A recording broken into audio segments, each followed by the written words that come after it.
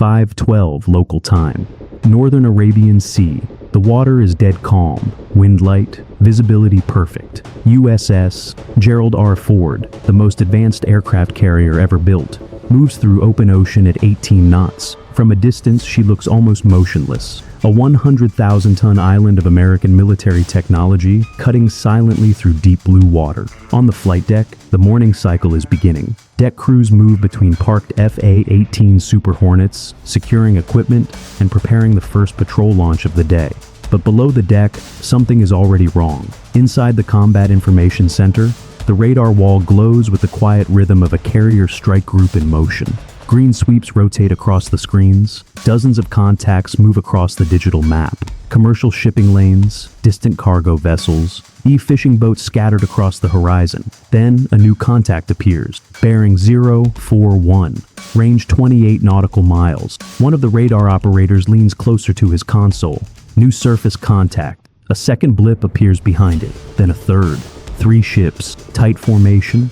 Their speed reads 16 knots, normal for naval patrol traffic, but their heading is what draws attention. All 3 vessels are moving directly toward the strike group. The system begins cross-referencing hull signature. Seconds later, the identification flashes across the screen. Iranian Navy. Inside the CIC, no one raises their voice. They don't need to. The officer of the watch marks the track. Surface group. 3 contacts, Iranian naval units, bearing steady. Up on the bridge, the information flows instantly through the ship's network. Outside, nothing changes. The sea is still calm. The carrier continues on its course. But inside the ship, every system is now watching those 3 contacts. At 5:14, the radar updates again. Speed increase. The Iranian ships accelerate from 16 knots to 21, then 24. The formation tightens. Instead of drifting apart, the 3 vessels move closer together, forming a shallow triangle. One of the CIC supervisors studies the screen. Course unchanged. That means they're still coming straight in. At 22 nautical miles, the strike group initiates standard maritime procedure. Radio hails. Iranian naval vessels approaching United States carrier strike group. This is U.S. Navy warship operating in international waters. Alter course immediately and maintain safe distance. The message echoes across the ocean. No reply. The Iranian ships continue forward. On the radar screen, their speed jumps again. 27 knots. That's no longer patrol speed, that's intercept speed. Inside the CIC, the watch team begins shifting posture without a single shouted order. Data streams expand across the displays. Long-range optics swivel toward the incoming vessel. Electronic warfare sensors begin logging emissions. At 516, the distance closes to 19 miles. Now the radar operators begin noticing something else. One of the Iranian ships has activated its surface search radar. The signal appears on the electronic warfare display, like a thin line of static. They're painting us. The phrase spreads quietly across the room. Painting means scanning, measuring range, speed, and heading, targeting information. Then the warning everyone was waiting for. Fire control radar detected. That changes everything. And search radar is observation. Fire control radar is targeting. The captain's voice comes across the command circuit, calm and controlled. Understood. At 519, the infrared sensors pick up 3 intense flashes of heat erupting from the decks of the Iranian warships. For half a second, the contacts are just bright signatures. Then the trajectories appear. 3 missiles, sea skimming, heading directly for the strike group. The operator doesn't hesitate. Vampires inbound. And in that moment, the quiet calm of the Arabian Sea disappears, because somewhere beyond the horizon, 3 Iranian missiles are now racing toward the most powerful aircraft carrier on Earth. The carrier strike group has already seen them. High above the fleet, the E-2D Hawkeye airborne early warning aircraft picks up the launch signatures seconds after ignition. Its radar beam sweeps hundreds of miles across the sea, feeding targeting data directly into the Aegis combat network protecting the fleet. Inside CIC, the intercept geometry begins calculating instantly. Time to impact, 90 seconds. The strike group's destroyer screen reacts before anyone on the carrier even sees the missiles. 8 miles ahead of the carrier, USS Arleigh Burke shifts from patrol posture to full defensive engagement. Deep inside her hull, the vertical launch system unlocks. Metal hatches slide open along the forward deck. The command is transmitted across the tactical network. Engage. 2SM-2. Standard missiles ignite in the launch cells. From the carrier's bridge, that sailors see twin pillars of flame erupt from the destroyer's bow as the interceptors leap into the sky. For a moment, they climb almost vertically, white contrails slicing into the early morning sky. Then the missiles roll and dive, guided by radar data shared across the strike group's network, racing toward the incoming targets. Inside CIC, the intercept countdown begins. SM-2 away. The first interceptor meets the Iranian missile 15,000 feet above the ocean. The explosion appears on radar as a sudden bloom of static. One track disappears, but two remain. Range now 8 miles. Impact in 40 seconds. The carrier's layered defense shifts to its next line. Another destroyer in the screen, USS Mason, locks its radar onto the two remaining missiles. ESSM ready. The Evolved Sea Sparrow missiles are designed for exactly this moment. All fast, agile interceptors built to kill threats that slip past the outer defensive ring. Two more launch cells flare open. Twin interceptors streak away from the destroyer, leaving twisting trails of white vapor behind them. Inside CIC, the radar operator tracks the geometry. Intercept in 5, 4, 3. A flash blossoms across the radar scope. One more missile vanishes. Only one track remains. Range 4 miles. Time to impact 15 seconds. That final missile is flying just meters above the waves, its radar seeker locked onto the massive radar signature of the carrier. At that distance, even the destroyer's interceptors can't reach it in time. The last line of defense belongs to the carrier itself. On the forward deck of Gerald R. Ford, the Phalanx close-in weapon system comes alive. The white dome mounted above the carrier's superstructure swivels toward the incoming threat. Inside the mount, a 6-barrel 20mm Gatling gun spins up with a mechanical whine. Target lock. Range 1,500 yards. The system opens fire. The sound is unmistakable. A brutal metallic roar as thousands of rounds per minute rip into the morning air. From the flight deck, sailors watch a stream of tracer fire carve a glowing line across the sea. The missile enters the cloud of fire. For half a second, it continues forward, then it detonates. A violent burst of flame erupts barely 1,000 yards from the carrier's bow. Shattered fragments scatter across the water, splashing harmlessly into the sea. The final missile is gone. Inside the CIC, the radar operator exhales. He's all 3 targets neutralized, but the moment of relief lasts only seconds, because the radar picture updates again. The 3 Iranian warships are still closing, and this time, the infrared sensors detect something worse. Fresh heat blooms along their decks. The missile launch rails are opening again. The officer of the watch leans toward the screen. 3 new signatures ignite almost simultaneously. Another volley. 3 more missiles leap from the Iranian ships, their rocket motors burning bright as they climb briefly into the air, before dropping low toward the ocean's surface. The radar operator doesn't wait. Second wave inbound. Across the carrier strike group, alarms sound again. And this time, everyone understands something important. This isn't a warning shot. This is a fight. High above the fleet, B-2 FA-18. Super Hornets are circling in a combat air patrol pattern. They had launched minutes earlier for routine overwatch, but now their mission changes instantly. The lead pilot hears the call in his headset. Vampires inbound. Multiple. Vector 042. His radar screen lights up with 3 small returns racing toward the strike group, but something else appears behind them. A faint airborne contact. Higher altitude, slower speed. The weapons systems officer aboard the E-2D Hawkeye identifies it first. Iranian targeting drone. The small aircraft is flying several thousand feet above the missile flight path, acting as a relay. From that altitude, it can track the carrier's radar signature and transmit course corrections to the incoming missiles. Without it, the missiles are blind. In the Super Hornet cockpit, the pilot immediately adjusts course. Contact confirmed. He banks the jet hard to the right, dropping altitude as he accelerates toward the drone. Speed climbs past 500 knots. The pilot arms his weapon. AIM-120 selected. The drone continues its steady orbit above the missile track, completely unaware of the fighter closing in. The pilot squeezes the trigger. Fox 3. The AIM-12 OAMRAAM launches from the fighter's wing with a sharp flash of flame. The missile rockets forward, climbing rapidly toward the high-altitude target. Seconds pass, then the radar return disappears. The Iranian drone explodes into fragments high above the sea. Back in CIC, the tactical display updates instantly. The incoming missiles lose their mid-course guidance. Without the drone feeding them targeting corrections, their flight paths begin to drift. One missile veers several degrees off course. Another begins oscillating slightly above the waves, but they're still dangerous. Destroyers in the strike group fire again. 2 ESSM interceptors launch from USS Mason, racing toward the drifting target. The first Iranian missile is destroyed 6 miles from the carrier. The second disappears seconds later in a bright flash over the ocean. Only one remains. The wingman watches the remaining missile track. "I've got visual." He pushes the throttle forward. The jet surges ahead. Altitude drops to just 200 feet above the waves. He lines up behind the missile, closing the distance rapidly. The pilot steadies the aircraft, selects weapon. "Sidewinder."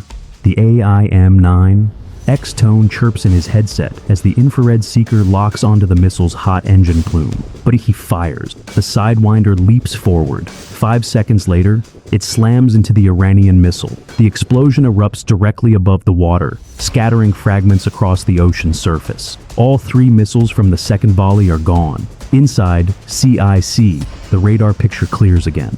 But now the operators are watching something even more dangerous. The 3 Iranian warships are still closing. Distance, 13 miles. Speed, 31 knots. And their missile launch rails are still hot. The carrier strike group has successfully intercepted 2 full missile salvos. But the threat is far from over. High above the fleet, the 2 Super Hornets bank sharply and circle back toward the Iranian ships. From this altitude, the pilots can finally see them. 3 gray hulls cutting through the water at full speed.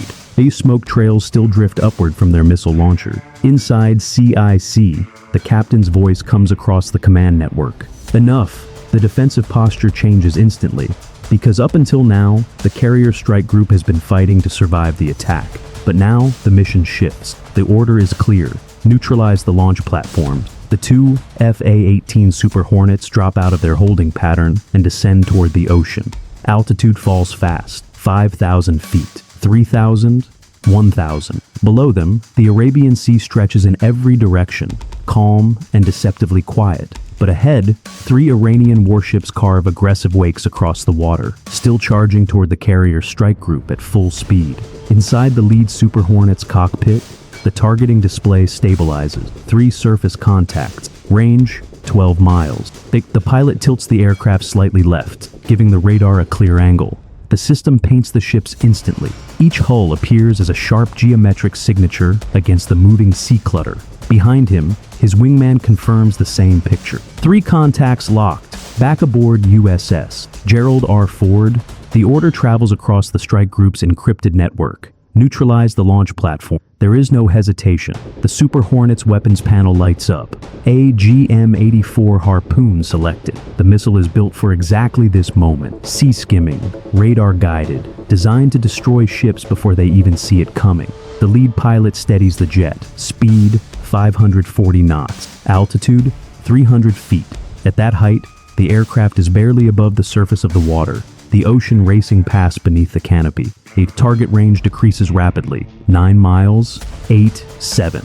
The radar locks onto the lead Iranian warship, the one that fired the first missile volley. The targeting box turns solid. The pilot presses the trigger. Fox! A Harpoon missile drops cleanly from the wing and ignites a split second later, its rocket motor blasting it forward over the sea. Immediately, the missile dives lower, just 20 feet above the water. Its radar seeker activates, locking onto the Iranian ship's massive metal hull. The Super Hornet banks sharply away the moment the missile clears the aircraft. Behind it, the wingman lines up his own shot. Second Harpoon away. 2 missiles now race across the water, invisible against the ocean's radar clutter. On the Iranian ships, the warning comes too late. The lead vessel's radar briefly detects the incoming threat, but at that altitude, the reaction window is seconds, not minutes. Crew members on deck turn toward the horizon. Then the first Harpoon arrives. The missile slams into the starboard side of the lead warship just above the waterline. The explosion tears through the hull with brutal force. A massive fireball erupts outward as the missile's warhead detonates inside the ship's internal compartment. Flames shoot high into the air. The vessel immediately lists to port, smoke pouring from shattered deck structures. But the attack isn't finished. 3 seconds later, the second harpoon strikes the second Iranian warship.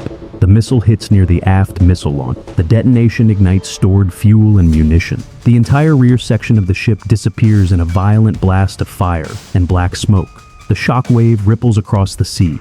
Inside the Super Hornet cockpit, the pilot glances briefly at the damage below. 2 ships burning, but the third Iranian vessel is still moving. Instead of stopping, it turns hard to port and attempts to accelerate away from the strike group. Speed climbs past 30 knots as the captain tries to escape the kill zone. Back inside the Combat Information Center aboard the carrier, the radar operators track the maneuver. Third vessel altering course, but escape isn't possible. High above the water, an MH-60R Seahawk helicopter has already moved into position.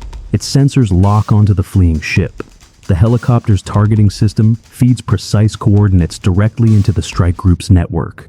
Seconds later, another ship in the formation responds. From the forward deck of the guided missile destroyer, USS Mason, a launch cell bursts open. A single missile erupts upward in a tower of flame. For a moment, it climbs almost vertically before pitching forward toward the horizon. Guided by the Seahawk's targeting data, the missile races across the sea. The Iranian warship continues its desperate turn, engines roaring as the crew tries to outrun the incoming strike. But the missile closes the distance rapidly. Less than 30 seconds later, it arrives. The impact is catastrophic. The missile strikes the center of the ship, detonating deep inside the vessel's internal structure. A massive explosion bursts upward through the deck. Flames surge skyward as thick black smoke spreads across the ocean's surface. Within moments, the ship loses speed. Then it stops entirely. High above the battlefield, the 2 Super Hornets circle back toward the strike group. Below them, the scene is unmistakable. 3 Iranian warships, all disabled, 2 burning heavily, the third drifting dead in the water. The attack that began only minutes earlier has ended in complete silence, except for the sound of fires consuming what remains of the vessels. But inside the carrier strike group, no one celebrates. Because the mission is not victory, the mission is control. And the sea, once again, belongs to the fleet. 5:28 local time. The explosions fade quickly across the surface of the Arabian Sea. Smoke rises in 3 dark columns above the water, drifting slowly with the morning wind. From 10,000 feet above, the 2 FA-18 Super Hornets circle the area in wide arcs. The pilots scan the scene through their targeting pods. 3 vessels, all disabled. 1 drifting heavily to port, with flames pouring from the missile deck. Another broken near the stern. Its rear structure collapsed into a jagged mass of twisted metal. The third sits motionless, smoke rising through holes blasted into the center of the hull. Inside the cockpit of the lead fighter, the pilot transmits the update. 3 targets neutralized. Back aboard USS Gerald R. The message reaches the Combat Information Center within seconds. Radar operators confirm the same picture. All 3 hostile surface contacts have stopped moving. Speed, 0 knots, no new radar emissions, no missile signatures. The officer of the watch nods once. Threat eliminated. Across the carrier strike group, and the tension that has filled every compartment for the past 15 minutes begins to eat, but the fleet does not relax. Standard post-engagement procedures begin immediately. High above the strike group, the E-2D Hawkeye continues sweeping the horizon with its radar dome, searching for any additional aircraft or ships that might be approaching. None appear. Electronic warfare systems scan the spectrum for radar activity. Silence. No further Iranian signals. On the carrier's flight deck, another MH-60R Seahawk helicopter lifts into the air. Its rotors beat against the ocean wind as it moves toward the burning ships to document the aftermath. The helicopter crew activates their sensors. Infrared cameras record the fires consuming the damaged vessels. High-resolution optics zoom in on the shattered decks. Every image is time-stamped, as geolocated, and transmitted back to the strike group's intelligence systems. In modern naval warfare, evidence matters almost as much as firepower. Back on the carrier's bridge, the captain lowers his binoculars. Through the glass, he can barely see the distant smoke rising over the horizon. The engagement lasted less than 15 minutes. 6 missile salvos, 3 destroyed launch platform. The captain speaks calmly into the command circuit. Log the engagement. Inside the CIC, the action is recorded in precise detail. Time of first missile launch, intercept sequences, air wing strike authorization, final target neutralization, every second documented, every radar track stored. Because in a carrier strike group, nothing is ever left to memory. The Super Hornets make one final pass over the disabled ships before turning back toward the fleet.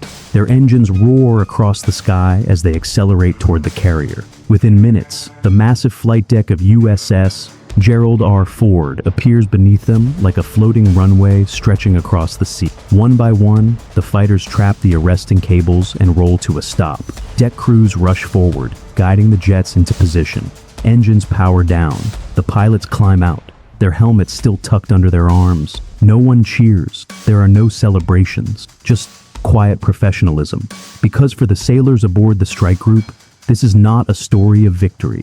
It is a reminder of something far more important. An aircraft carrier is never alone. The Gerald R. Ford may be the largest warship ever built, but it survives because of the network surrounding it. Destroyers armed with layered missile defenses, airborne radar watching hundreds of miles of sky, strike fighters capable of reaching targets far beyond the horizon, satellites and sensors feeding information into a single coordinated system. When those 3 Iranian warships fired their missiles, they were not attacking a single ship. They were confronting an entire fleet.